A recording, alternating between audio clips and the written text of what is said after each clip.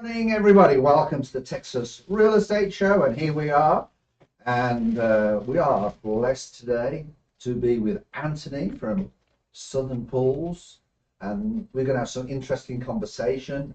They basically do commercial pools, but before we start, Kay, who is hiding behind that mixer, and also, by the way, she's eating while we're sort of doing this. I'm hungry. Is basic. I think you're saving it till later, are you? No, I'm gonna eat my pineapple. Okay.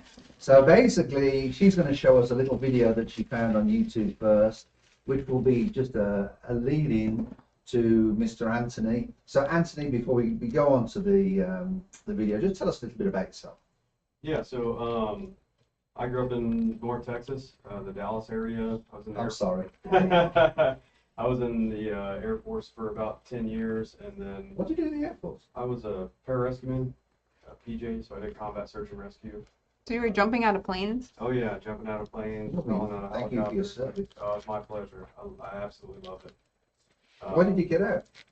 I got out in 2015. My wife's uncle, who built our pool company, talked me into getting out and learning the business, and now my wife and I run the company for them. It's just been awesome. It's been such a blessing to kind of have success in a box, to get out of the military and walk right into a business that's been around for 45 years. Oh, well, that's good. So, absolute blessing to our lives. Well, Sure. you service our pools that we manage on some of our commercial properties, and we want to thank you for that. It's my pleasure. So, you've done a great job for us, and that's why we decided to get you on the show. So come on, run this video, okay? Okay. This is a video that appeared on YouTube, and I don't think this guy's very smart. And then what we're going to do is to ask Anthony what his opinion is of this whole thing. Did you want to see this? Absolutely. Yeah, just so you can. These bath bombs. If I pull that tool into the field, immediately drain it, we could run into some serious.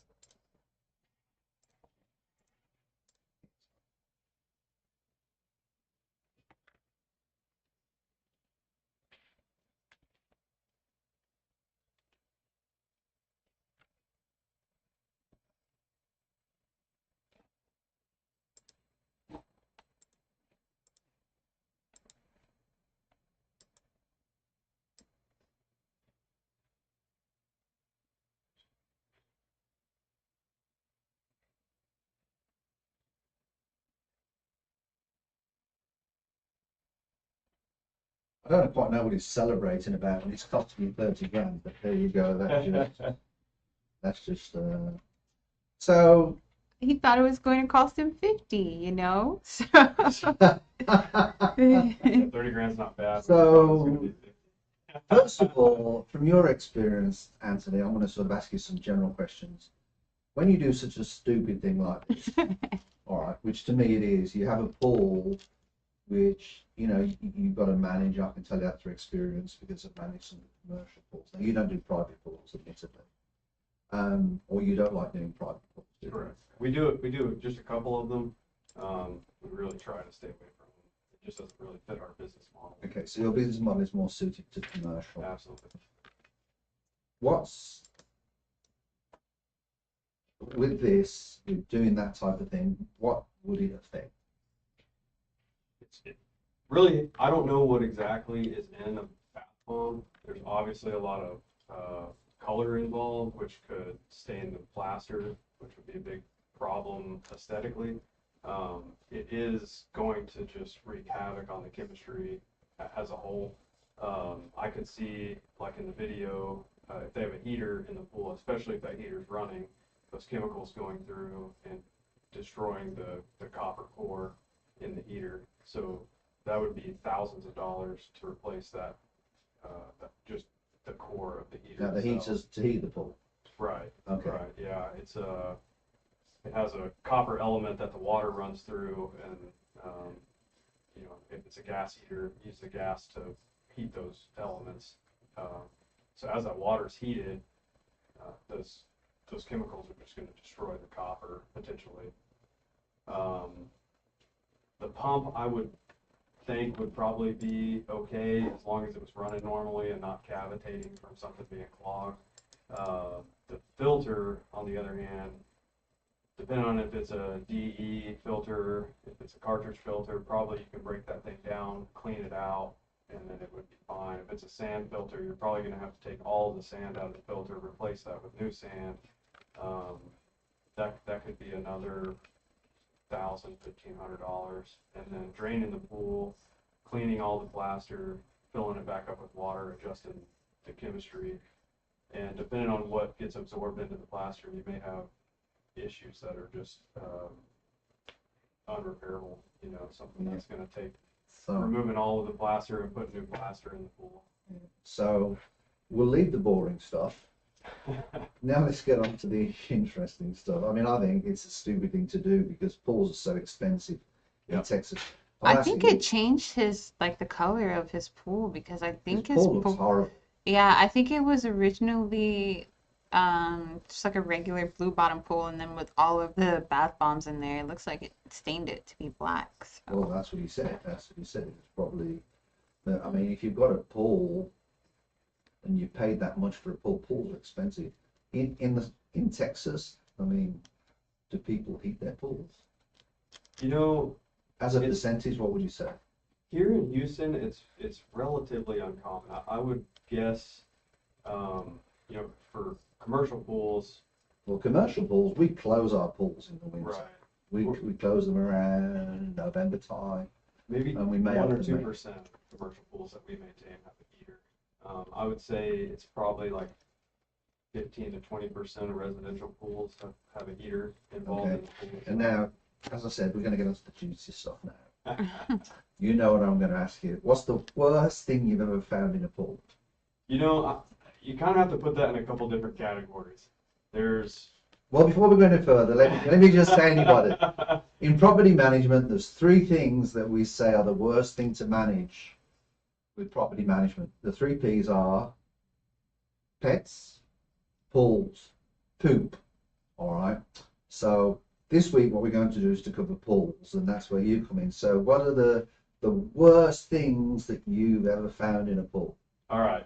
If you'll allow me, I'll maybe go top 3. Is that okay. Right? All right. So the most work that I've been caused by finding something in a pool, somebody took an 80-pound bag of concrete and dumped it, tore it open, and dumped the whole bag of concrete in the pool. Why did they do that? Just, I'm guessing just vandalism. I don't know if maybe somebody didn't get paid on the job, or some unfortunate contractor forgot the bag there, and somebody decided it would be funny.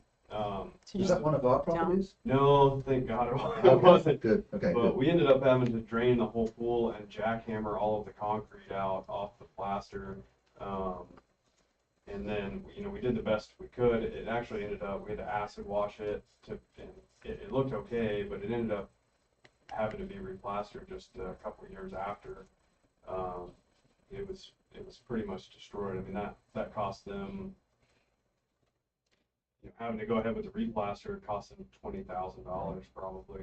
Oh my gosh. Yeah, if you absolutely hate somebody, that might be a good way to get them back. Oh, don't. Giving people ideas. don't give our tenants ideas. So, I guess as far as like wildlife animals are concerned, we find snakes in pools all the time. Most of the time, it's not a big deal. I guess the worst in that realm would have been just a small alligator that was in the pool. It was actually in the skimmer basket, kind of curled up in there. So you stick your fingers through the hole of the lid and you pull that thing off, and there's, you know, even though it's a small alligator, there's an alligator in there, you know, and that'll get your blood pumping pretty quick. Did you grab it and pick it up? I didn't. My boss at the time, he happened to have a welding glove in his truck, and so he went and put this welding glove on and grabbed it, and it was probably 2.5 or 3 feet long. I'll tell you at the end, I'll tell you a funny story about alligators. Okay, so carry on. So obviously snakes you're going to find in pools. Yeah, that's going to be pretty common. I've seen them in some of the pools that we've managed for some of the houses. There's been, you know, some snakes. Yeah, that's fairly common. thank God I've never run into a poisonous snake in a pool. So that's awesome. Most of the time it's like a eastern hognose, which is a pretty funny snake if you know anything about those. But Do people just call you and they're like, "There's a snake in my pool"? yeah, Oh, exactly. that's literally yeah. Yeah, and they don't want to touch it. There's obviously, possums and other animals will fall in a pool. And you were saying frogs Can't get also? out. Get in. Tons of frogs. Now, one of my questions to you, and I asked you this earlier on, was, there's chlorine in these pools. So Right. how does chlorine affect these animals? You were saying with frogs, they normally bloat, correct? Right. They bloat up really big, and even sometimes you could take them out of the water and they're still alive and leave them on the side, and then in 30 minutes they've kind of gone back to normal. Yeah, because that's what I wonder is, it's like freshwater alligators, they can actually go out to sea for like 2 or 3 hours apparently, to salt Yeah. water, but then gradually they'll make their way back to where the fresh water is. Yeah.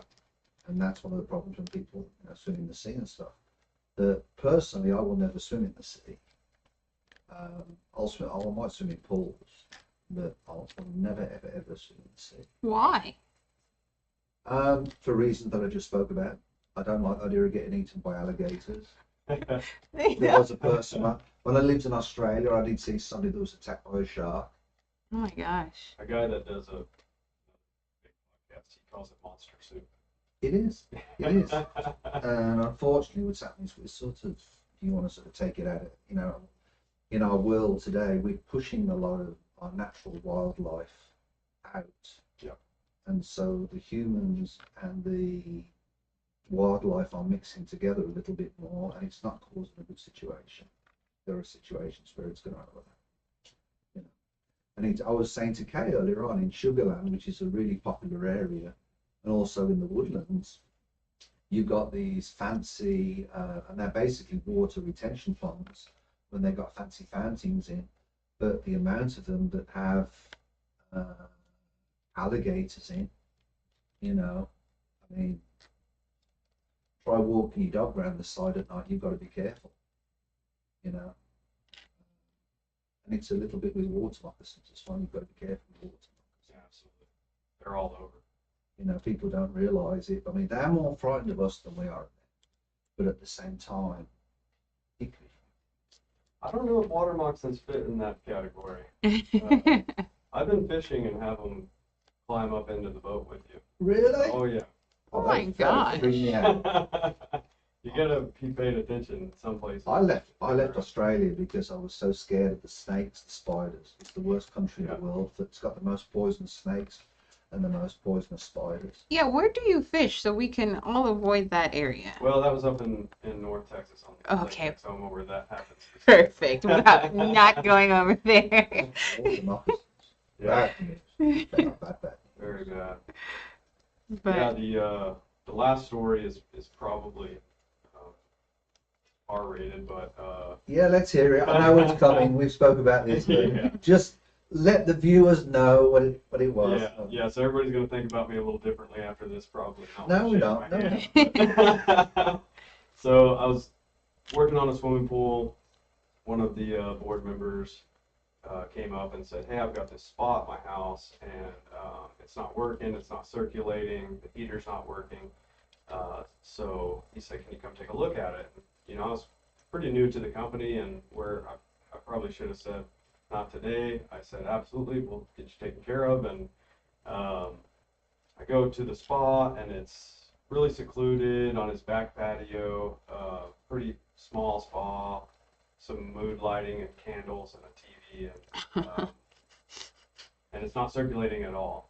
So I start to drain the spa, and as it's draining, which I had to stick my hands down in the bottom of the spa to get a pump hooked up to get it draining. All of the plumbing is clogged up with this white goo, and I'm like, God, what is this? What's going on with this? I haven't seen it before, and I pull the heater apart, and I pull the heater core out, and it is just like baked with this white, like crusty substance. And for all the viewers out there, Yeah. parental guidance is advised. Yeah, yeah. So, as my biology class from high school started kind of creeping back into my head, and my surroundings kind of started making sense, I realized that this guy had probably been doing a lot of extracurricular activities in this It was spa. human sperm everywhere. At least we hope it was human. Well, there was quite a bit, so So he must have had that on a regular basis. Yeah, I just hope his wife space knew about it. creature. If he was married, of course. Yeah, so I told him, hey, this heater is basically just cooked. There's no way that's gonna get cleaned out. I said, well, what is it? And I was incredibly embarrassed, and I was, It's your sperm. I said, it's some sort of biological matter. And that's, Oh, you being that's diplomatic.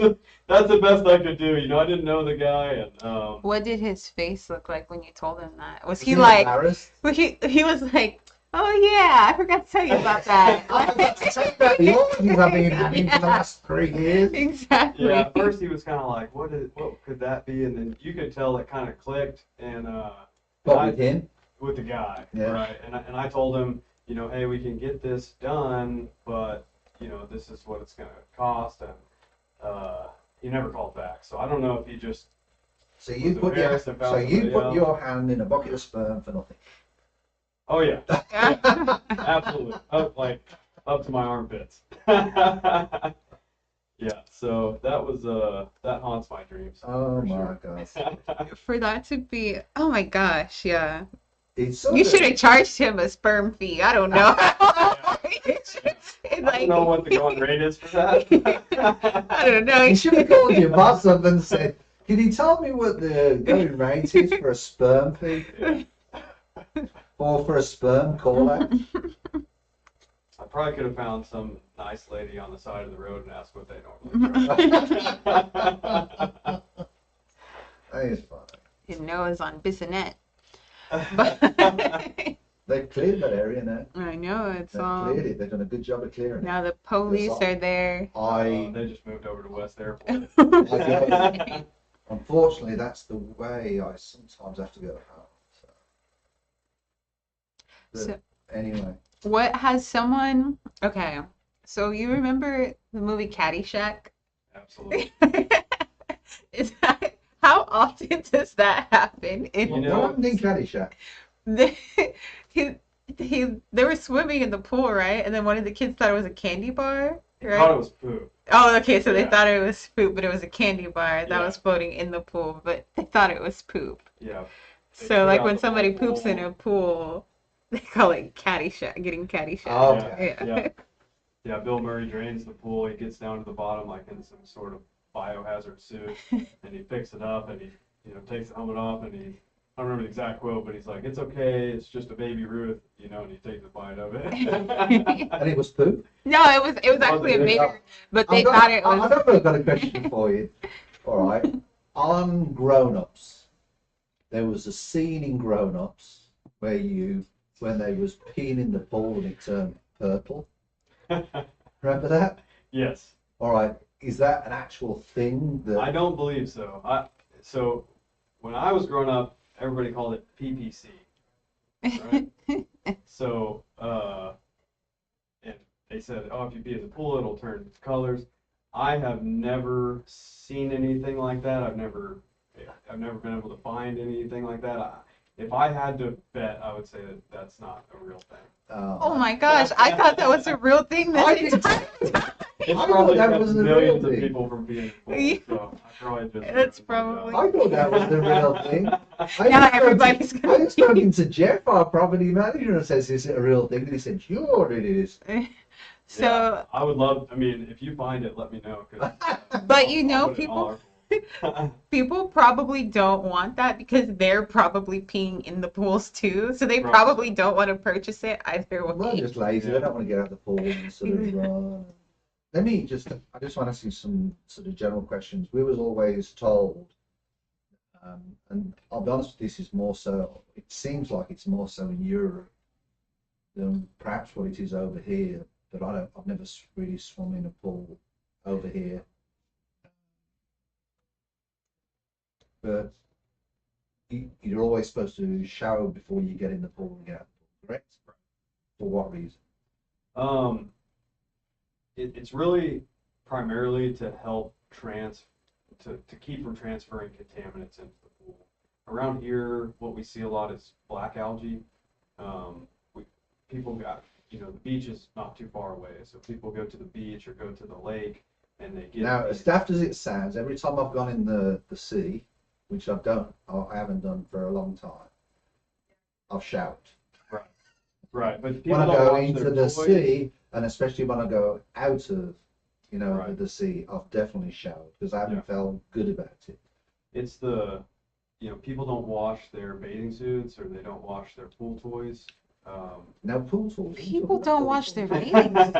I'm talking about floaties. Oh, okay, good. There has been some toys like that we found in some Okay, pools. all right. I said we didn't mention them in the other part of the show. Okay. Yeah, but you get those contaminants like in your bathing suit, black algae specifically, and then get in a pool that transfers that black algae to a pool, and once it's in a pool, it's in there. It's difficult to get out. You got to empty the pool, have you, or? Yeah, it's going to start growing in the spores of the plaster. All the little nooks and crannies, you're going to start seeing this black kind of moldy looking stuff. First it'll show up as spots and it'll just grow.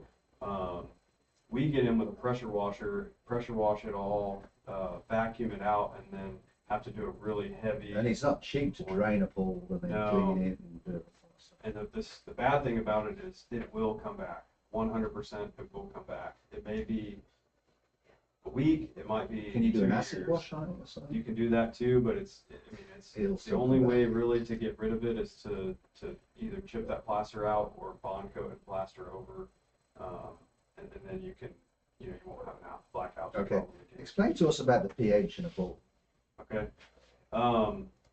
Yeah, so pH is going to be a really big factor, often overlooked. Keeping that pH at 7.4, 7.2, 7.4, depending on the plaster, which is pretty close to what the pH is of your body. That's going to help your chlorine work best. If you get that pH high or low from that, your chlorine is basically going to dissipate without doing anything at all, or you're going to get a chlorine level lock in the pool, and you're going to have a really high chlorine level, but it's not going to Okay, and I'll explain to you why. I used to work in the leisure industry, so we used to manage. One company we used to manage wet and dry facilities. Obviously, wet facilities, which is ice rinks, but we had a pool at the one facility that we managed, and I believe it was a long time ago. We basically had to go in on a daily basis, and we had a little tube. We put the pool in, we put some chemicals in it, and then depending on what colour it was like a litmus test in a way. Then we'd shake it, and then we'd see what colour it was, and we was always told to try and get it around 7. Okay. All right.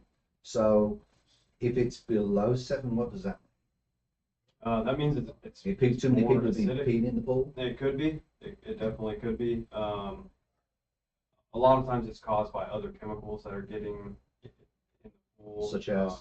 Like shock is going to bring your pH down. What is? Shock? If you shock the pool, Okay. which granular chlorine, Okay.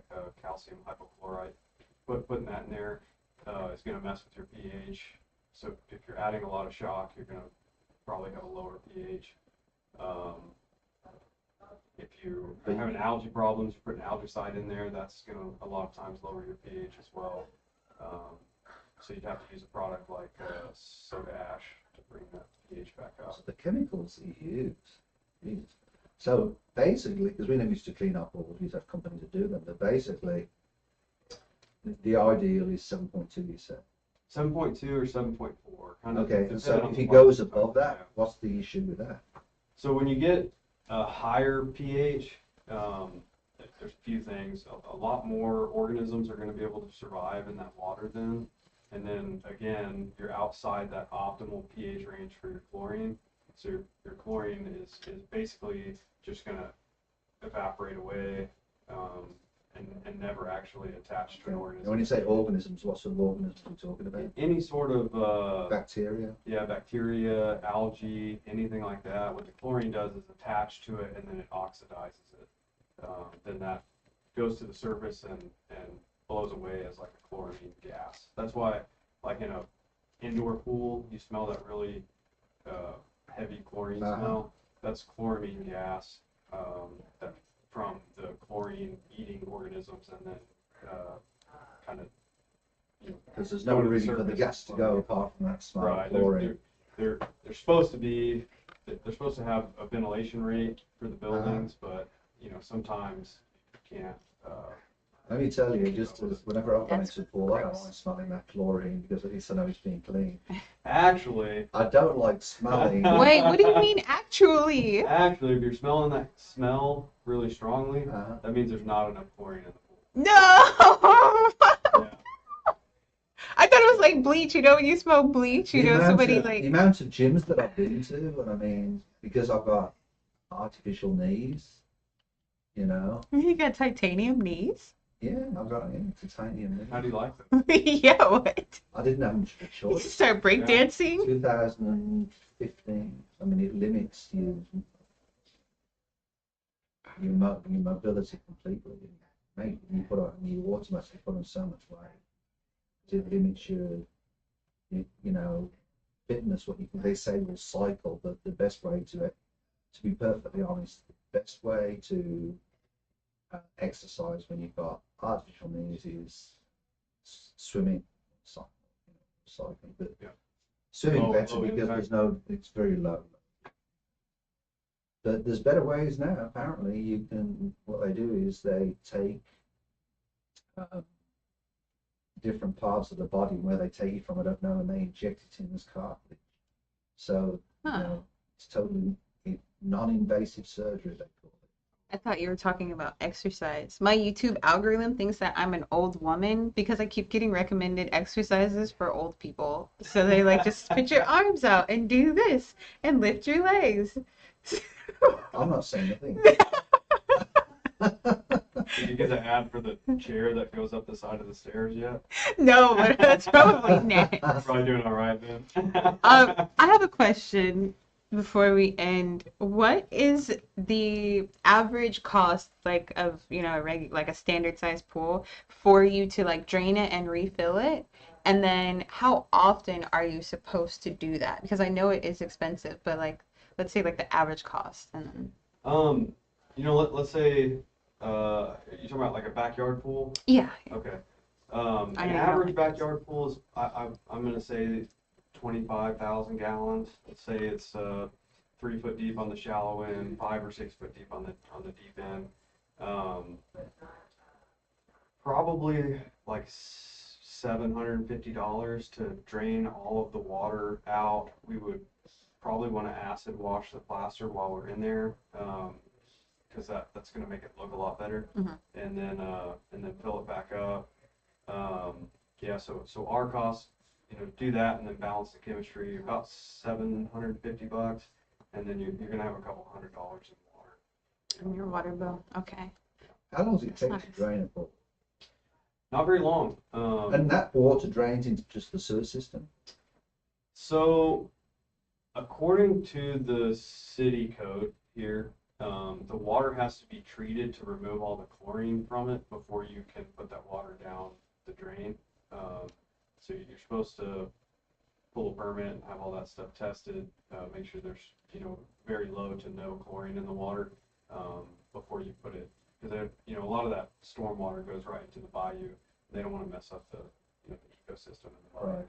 So yeah, you're not really supposed to take a fully functioning pool and then pump And you it have a up system into for that? You just We put it do, in? absolutely, yeah. After Hurricane Harvey, we had to drain and acid wash maybe 70 pools, and then they sat for a month or two with no circulation, no chemicals, just some places we couldn't get to, and then the schedule was obviously backed up. We're doing 2 or 3 pools a day, trying to get them all cleaned up and running again. So, you know, in that sense, all that water that was in the pool kind of came from the bayou, you know, to begin with, and there's obviously no chlorine in it, so we weren't able to, you know, do it 100% properly at that point. But normal day to day, yeah, we have to make sure that there's no chlorine in the pool water before we pump it out. What happens when you get like a super gross pool? You know, like someone might not have been living in the house, and you know we get a lot of When it's rain green. here. When I used to Yeah. sell foreclosures, we had pools that were green. And, you know, quite honestly, we had to get them covered. That's the first thing, because that's an pool. Legally, even a private pool, it's got to have a fence around it, hasn't it? It does, yeah. So it has to have a fence around it. It does. And then when we were selling the foreclosures, we had to get covers put on the top. It's basically just boards and, you know, so it was covered. But I mean, sometimes for the new owners, they used to go in there when they were green. They've got to drain the pool, correct? Then they've got to clean it and do the acid wash and everything else. I mean, how much would that cost to do you think, just for a standard size pool? If you're going from a green pool, Yeah, To a blue one. $1,000, $1,200. If it's, you know, if it's like. that's a lot cheaper than I thought it was going to say. Yeah. Because at least with the green pool, you haven't got a pH problem. You're also, you might be surprised at how bad a pool can be and be turned around with just chemicals without having to drain it out. If you have a week or 10 days, we can take a pretty bad pool and make it beautiful without taking the water out of it. Sometimes they get bad enough where you have a real thick algae on the walls, and or maybe it's time sensitive. So I mean, I could take a pool that's green, drain it, pressure wash it, acid wash it, bleach it, and fill it back up, and you can. Well, you've done it. In all fairness, everybody, this guy and his company have done a beautiful job for us. What I like about it, when you do a job, you send photos to us every time you clean the pool, every time you do whatever you do, your magic. You know, you send us a nice photos to my property manager who gets pictures of clean pools. Yeah, and that communication part is important. Yeah, I don't know how many times. And we all know on one of the properties where you've had some challenges. Some of them are challenging, for sure. Yeah. We know, you've had some challenges on one of them. Definitely comes to mind because a lot of the owners over there, it's the larger complex. Yeah. They're very demanding on their pool. Absolutely. They want to get into their pool in November and December. I don't want to get into my pool. I'm fine. Do you have to wear like a hazmat suit? Like, because where is the drain to the pool? Is it at the bottom? Like, I don't know where it is. Yeah, so the fitting that's in the bottom of the pool, and this is another pretty important thing, I think, to talk about. We call it a drain. It really isn't a drain anymore. It kind of comes from a long time ago. Pools didn't really circulate. They filled them up, and then when the water got bad, they just drained it out. There was no like circulation, filtration systems. Now that drain fitting is just another suction for the pump, and it's really to circulate the water at the bottom of the pool. Because if you're just pulling water from the skimmers and then the water's returning from the jets, some of the water, especially in a deep pool, can get stagnant at the bottom. So that sucks that water out of the bottom, so it's getting filtered and circulated as well. So where is the bad water in a pool? In the bottom of the pool? You know, ideally there shouldn't be any. The state code demands that, especially in a commercial pool, which is like HOAs, condos, places like that, up to like, Typhoon, Texas. That's all commercial. So a body of water has to, the entire capacity of the pool has to be circulated through the filter every 6 hours. That not every drop of water is going to do that, but over a day's period of time, every molecule of water should ideally go through the filter, except for maybe a very small. Do you feel the property I was talking about, I think you know which one it is, the big one. Do you think we have more problems with the jacuzzi than we do the pool. Jacuzzis are almost always the biggest problem. Because a lot of the people really like to use the jacuzzi. Yep. So the bather load. I hope it's not because of the reasons that we spoken about.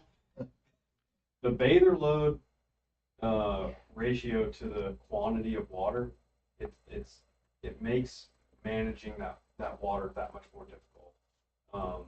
Well, with some pools, is it not right to say that the jacuzzi will then, the water will sort of run into the other pool? Some do that, absolutely. Most like HOA pools don't do that. Most of them are completely separate. Is that a liability thing, or it's just a design thing? Yeah, I think probably it's the majority is because this Houston area, a lot of the building that has gone on is older. There's not a lot of new commercial pools like in the greater Houston area. When you get out toward Katy, Friendswood, that kind of place, you're going to have some. But here, we manage about 170 pools in Houston, and I would say the average age of pools that we manage is probably 35 years old. I don't think we have a pool that's any newer than 15 years. So Okay. Oh, wow. That design of a pool or a spa kind of overflowing into the pool and circulating with it. That's more like a private pool.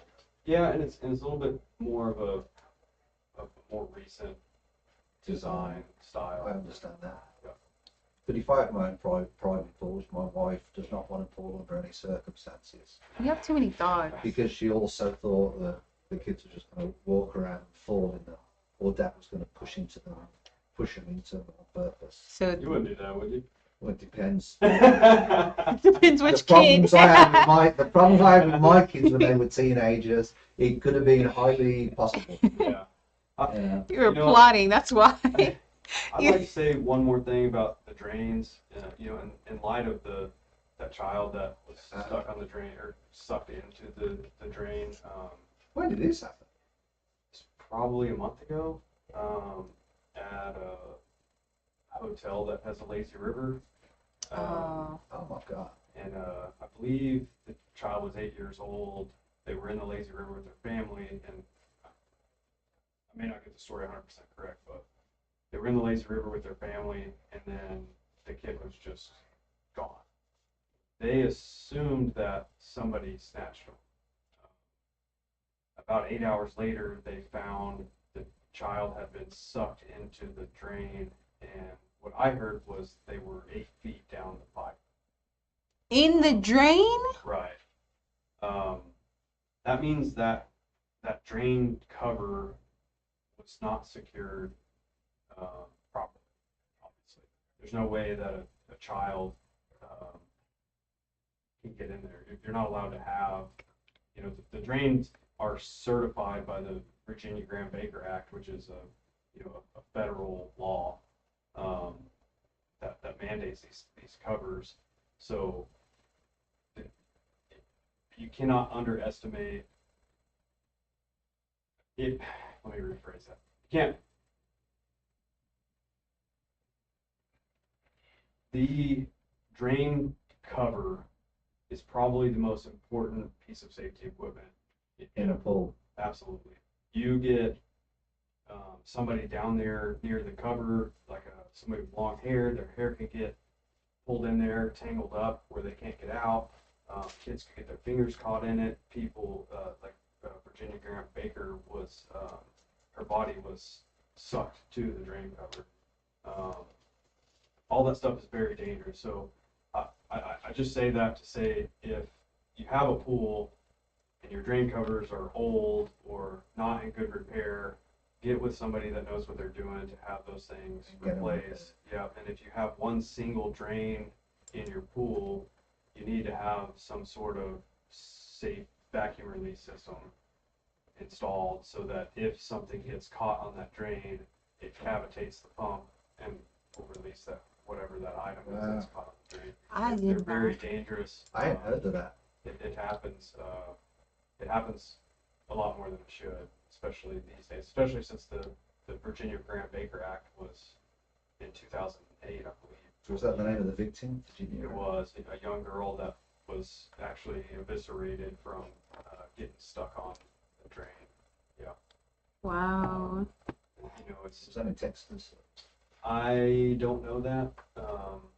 I couldn't say for sure. Okay. Was the Generated- recent one in Texas? It was. Okay, yeah. so the recent one was in Texas, but Yeah. the one that started the act was. I don't know the name of the place, but it was the hotel that has the Texas-shaped lazy river. Oh wow, that's so crazy at the Marriott downtown. Yeah, I Is that believe what, that's, what it is? This I believe one. that's where that happened. That's so sad. I mean, in all departments. Yeah, like I mean, when I was in the military, we used to say that regulations are written in blood, and that's accurate with swimming pools as well. A lot of the rules out there are because They're there it's for a taking reason. someone's life. Absolutely. So they're fun. They're a lot of fun. A lot of memories. to be made That's with that's. I think that goes through a lot of things where people get drawn into fun, and then they forget the safety aspect of Absolutely. things. It's a little bit like some people think that jumping out of an aeroplane is fun. No, thank you. You're I've talking let- to a I've let- parachuter, and I've let that's a what he used to do. But I mean, that in itself is, if it's not done with the right. Yeah. I mean, I've Do you, raced air fights. I've do you done. still do any parachuting? I've slowed down a little bit because I fly airplanes now. What is Yeah. going on? Yeah. What? So, growing up, I What do you raced fly, a air Cessna bikes, or scuba something? dive. Yeah, I have a Cessna 180. It's a 4-place single-engine tail dragger, like a bush plane. Are you licensed to fly at night or just in the day? Absolutely. Yeah, I can fly at night. So you can fly with your instruments? Yeah. I'm not an instrument-rated pilot. So I thought to fly at night you had to be. not in the U.S. No. That is ludicrous. It is actually. It really is because unless the sky is really clear and the illumination is high, flying at night is So how very can you much. fly? Where do you fly out of? I live on an airport in Berkshire, Texas. So you live on the west side. I do, yeah. See, Okay. so if you need your pool done very quickly, literally fly over. That's how we do it. We put our pool techs in the airplane and then they parachute. Parachute into the It's pool. very efficient. And then all of a sudden, a water dinghy just opened. And that's how so- you do it. I mean, So I've if grown up you're doing really- flying, I know this has nothing to do with the real estate show now, but we always get off topic. So if you're flying at night and you're flying from Brookshire, and let's say you're flying to Sugarland, Right. how do you find the way? So, Compass? I am very fortunate that the airplane that I have, I got it as a project and rebuilt it over a period of 4 years.